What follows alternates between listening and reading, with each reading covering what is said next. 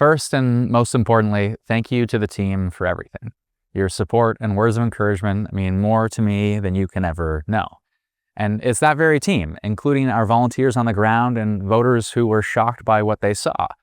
That team has overwhelmingly asked me to appeal the results. A 19-vote difference. While it's tough to lose a close one, it is even more taxing to keep fighting. And I thought long and hard about letting it go because that would just be easier for my future politics, for my own personal life, for my sanity. But doing politics differently is why I left law in the first place. And look, honesty and integrity matter more than whatever might be easier for me personally. So we have appealed. But this isn't about me. In fact, to make that as clear as possible, I will remove myself from any future process or consideration in Scarborough Southwest if it means the party will actually investigate and take action. We've now done a full debrief with our team of scrutineers who are made up of accomplished lawyers and experienced election observers. Here's what you should know. First, there were 34 more ballots ultimately counted than there were recorded voters, and no reasonable explanation for the significant discrepancy. If the same error rate occurred in a federal election, it would mean over 400,000 unaccounted for ballots.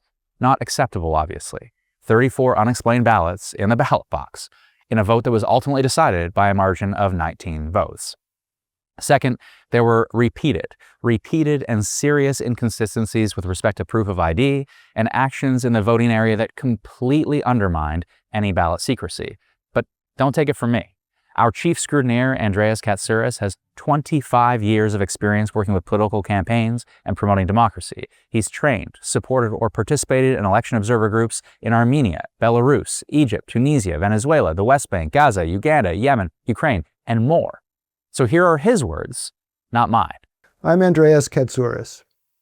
There was an organized effort by Mr. Hafiz's campaign on Saturday to direct, monitor, and pressure people throughout the voting process, from the time they walked into the building to after they cast their ballots.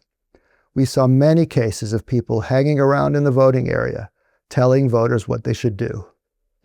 Multiple people took calls on speakerphone or video so they could get instructions right in the voting booth. There were many cases of people taking pictures of their ballots on their cell phones. When we pointed this out, party officials acknowledged this had been taking place throughout the day. In most of the world, this would be considered clear evidence of vote buying. Among the large number of temporary residents who voted, many couldn't tell us their address when asked and defaulted to documentation. An unusually high number of people claimed to have just lost their driver's license or just moved to the area. The party provided a list of IDs it would accept, and then it broke its own rules. Dozens and dozens of asylum seekers voted with their refugee claimant documents. Others were able to prove their addresses using just an apartment lease, sometimes unsigned, and 2 of which listed voters under 18. Other non-standard forms of ID accepted included digital report cards and Amazon orders.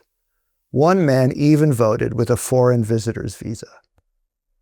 In the last hour or two, the party lost control of the voting process nearly entirely. Various people came and went, moved throughout the room, or hung around with little scrutiny. Our team witnessed repeated irregularities. People voting and then returning to the credentials line.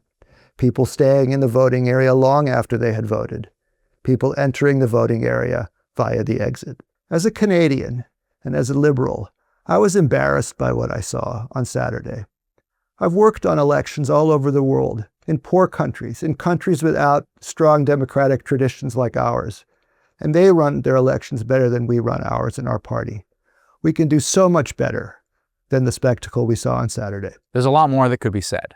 Hundreds of Ontario Liberal voters and citizens were struck from the list in advance of the vote, while Mr. Hafiz's campaign manager, Ted Loiko, yes, the same one who ran Han Dong's 2019 nomination, he was joined by other party establishment to get out hundreds of temporary residents to save the party. The party needs saving, all right. And to start, it needs to get to the bottom of what took place through a full and thorough investigation. A new nomination meeting should be called or a new candidate appointed. And again, not me. And to protect the integrity of our democracy, a full investigation needs to be matched by serious reforms. It's obvious, for example. It is obvious that we need to amend voter eligibility rules to limit participation to citizens and permanent residents. With the party unable to enforce basic rules central to the democratic process, like ballot secrecy, and with 34 extra ballots unexplained, we need Elections Ontario to be tasked with managing nomination processes to safeguard their integrity and to restore basic trust. Yes, we need change across Ontario. We also need change in our Ontario Liberal Party. And more than anything, we deserve truth and accountability.